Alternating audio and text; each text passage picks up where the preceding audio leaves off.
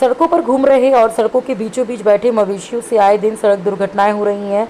NH हो या मुख्यालय से लगी रास्तों पर दिन हो या रात मवेशियों की झुंड सड़कों पर बैठी रहती है और इनके मालिक भी इन्हें काम निकल जाने के बाद खुला छोड़ देते हैं। ऐसे में रात में चल रहे गाड़ियों से इनकी लगातार टक्कर भी होने के कारण जानकारी मिलती रहती है और इस दुर्घटना में मवेशियों की मौत हो जाती है और कई मवेशी घायल हो जाते हैं। साथ ही इन दुर्घटनाओं में वाहन चालक भी गंभीर रूप से घायल हो जाते हैं। वहीं गौरक्षकों के द्वारा दुर्घटनाओं पर रोक लगाने को लेकर लगातार इसकी जानकारी भी निगम प्रशासन को दी जाती है, लेकिन सड़कों के बीच बैठने वाले मवेशियों को हटाने का काम अब तक निगम प्रशासन के द्वारा नहीं किया जा रहा है। साथ ही लाखों रुपए खर्च करके निगम प्रशासन द्वारा बनाए गए कांजी हाउस भी पूरी तरह से क्षतिग्रस्त हो गए हैं।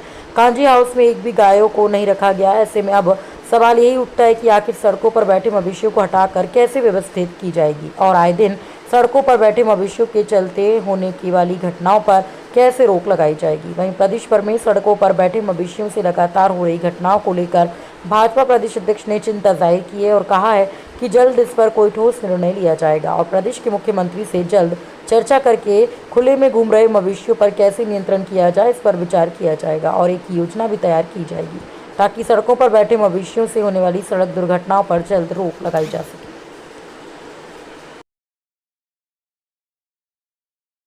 2017 से गौ सेवा का कार्य में लगे हुए हैं। वर्तमान में हमारी गौशाला में एक्सीडेंटल बीमार गौवंशों को गौ एम्बुलेंस के माध्यम से लाया जाता है।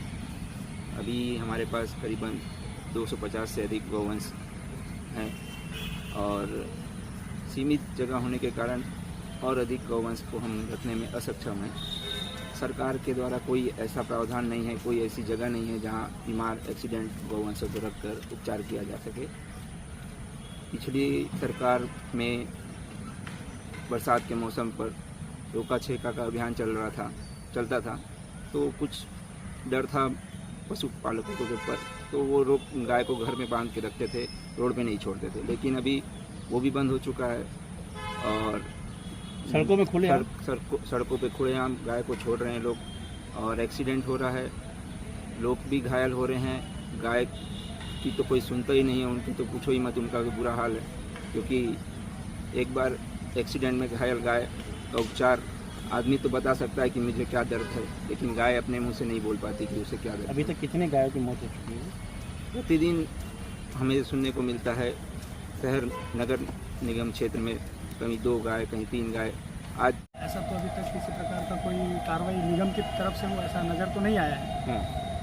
और जैसा कि आप सभी देखते होंगे, हमारे बजरंगियों के द्वारा जितने भी गौवंश का एक्सीडेंट हो या फिर किसी प्रकार का बीमार हो, तो उनका रेस्क्यू हैप्पी कामधेनु गौशाला के सहयोग से और हमारे बजरंगियों के सहयोग से उसको रेस्क्यू करके उचित उपचार के लिए गौशाला भेजा जाता है। अभी क्या स्थिति जिले में?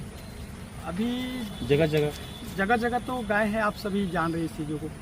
और हम लोगों ने अभी कुछ समय पहले ज्ञापन भी दिया हुआ था कि इस प्रकार की जो दुर्घटनाएं हो रही है, इसके लिए प्रशासन की तरफ से कुछ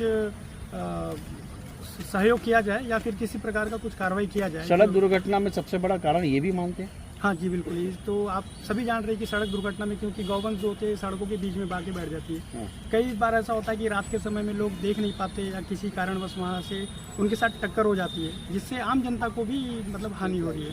क्या होना चाहिए इसके लिए? तो मैं यही कहना चाहूँगा कि प्रशासन की तरफ से जो ऐसे खुले में गौवंश घूम रहे उनको हटाने का, या फिर जो उसके मालिक हैं जो उनको ऐसे ही छोड़ देते हैं आवारा पशु के जैसे, उनके ऊपर भी एक आध बार कार्रवाई हो। इससे लोगों में थोड़ा सा डर होगा और गौवंश के साथ जो ऐसी दुर्घटनाएं हो रही है और आम जनता के साथ, उससे बचाव हो सकता है। ठीक है। लाखों का खर्चा उठा के कांजी हाउस बनाया गया है। अभी कांजी हाउस में एक गाय नहीं दिखती है, रोड में दिखती है। गाय गौ माता रोड में दिखती है और आड़ावाल क्षेत्र और कंगोली क्षेत्र और पटवा क्षेत्र में स्ट्रीट लाइट रहते भी नहीं जलती है, जिस कारण से जो डार्क कलर की जो गौ माता हैं वो नहीं दिखते हैं और दुर्घटना हो जाती है। प्रशासन को अवगत कराया आप लोगों ने? जी, प्रशासन को हम लोग ज्ञापन दिया गया है। प्रशासन का ऐसा कुछ दिख नहीं रहा है, कार्रवाई कर नहीं रहे हैं। उनको कार्रवाई करना चाहिए, लेकिन घटनाएं बढ़ रही है। और स्थानीय प्रशासन के हिसाब से जो नगर निगम क्षेत्र के अंतर्गत नगर निगम है, नगर पालिका और नगर पंचायत में, और स्थानीय रूप से पहले भी और जो उनको आवारा पशु तो नहीं कहूँगा, लेकिन जो खुले में घूम के छोड़ देते हैं, थोड़ा सा मेरा आग्रह भी रहेगा कि जैसे जो दुधारू गाय हैं और जो जिनकी वो गायें हैं उनको फिर वो अपने व्यवस्थित करें। ऐसा नहीं है कि दूध और अन्य वो करके फिर वो छोड़ दें तो फिर पूरे शहर में और पूरे सब जगह विचलित करते रहते हैं। निश्चित रूप से इसमें दुर्घटना भी होती है, लेकिन इस पर कोई जल्दी से ठोस कदम इस पर उठाने के लिए मैं माननीय मंत्री जी से भी बात करूंगा स्थानीय स्तर पर, और जो प्रशासनिक स्तर पर निश्चित रूप से इस पर चिंता व्यक्त करते हुए और इसके लिए अच्छे से कोई व्यवस्था इसको निर्भुत की जाएगी।